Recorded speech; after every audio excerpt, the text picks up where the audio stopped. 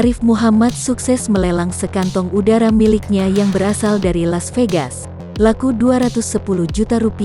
Hasil penjualan akan diberikan ke guru-guru honorer. Para sultan-sultan seperti Putra Siregar, Maharani Kemala, hingga Juragan 99 alias Crazy Rich Malang ikut menawar sekantong udara dari Las Vegas tersebut. Kabar tersebut diumumkan oleh Arif Muhammad melalui akun Instagram miliknya. Arif Muhammad telah menjualnya ke Putra Siregar seharga Rp210 juta. Dengan video ini lelang udara Las Vegas resmi gue tutup.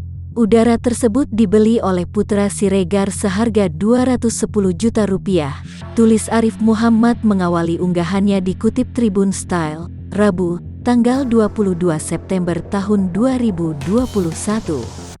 Arif pun tak lupa mengucapkan terima kasih kepada mereka yang telah ikut berpartisipasi dalam mensukseskan lelang sekantong udara dari Las Vegas tersebut.